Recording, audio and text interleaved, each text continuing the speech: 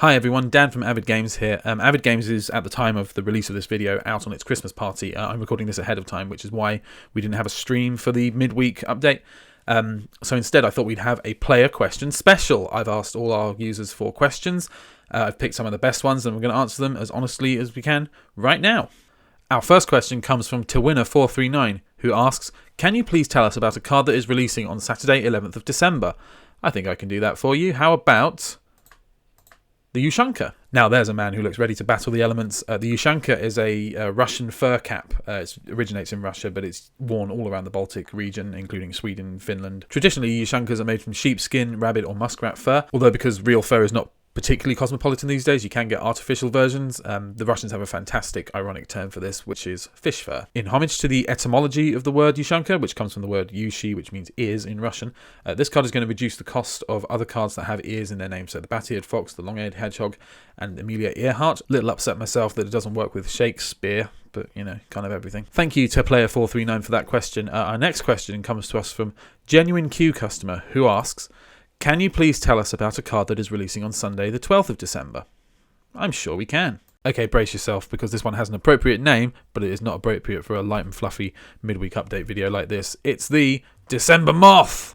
I mean, I suppose you could describe it as light and fluffy in the strictly literal senses of those words. Now, this thing certainly doesn't need a Ushanka to keep warm. It has these kind of alcoholic fluids that go through its body and perform a kind of antifreeze function in its blood, which is pretty awesome.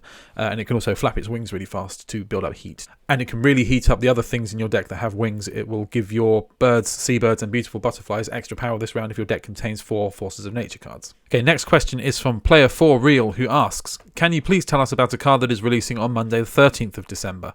Yes, I can. Have you ever heard of Denise's Pygmy Seahorse? Look at that, it's so tiny. Seriously, it's the smallest type of seahorse in the world. It literally only measures about 2 centimeters in total, which is barely bigger than that.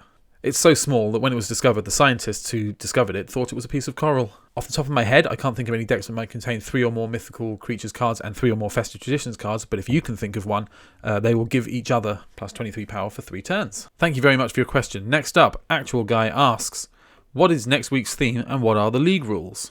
Oh, that's a good question there, Actual Guy. So next week's theme is going to be cozy. It's about keeping warm and snug, and we'll have a whole bunch of cards that are all about keeping comfortable and keeping safe, except in the league.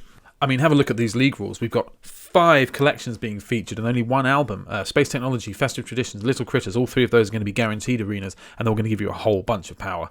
We've also got Raging Rivers and Grand Designs. Poor Old History is all down there by itself. It gives its cards plus 10 power. That's the standard rate. And Paleontology doesn't even get a look in. Your starting energy is 20 and your maximum energy is 25. You get 10 energy per turn, which doesn't sound like a lot, but you also get a minimum energy of 10 per turn, so you won't be able to be drained below that. It might not be very obvious at first, but there's quite a lot of overlap between those collections. I'll be very interested to see how people deck build for this one.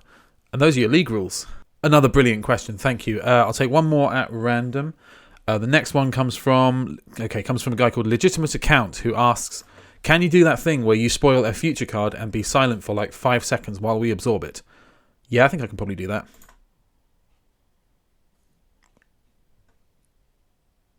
That was fantastic, wasn't it? Thank you very much for your questions. We will ask for more. We'll do more streams. We'll do more Q&As and more awesome stuff in the future. Follow us on all the socials. Keep playing. You keep it Q now.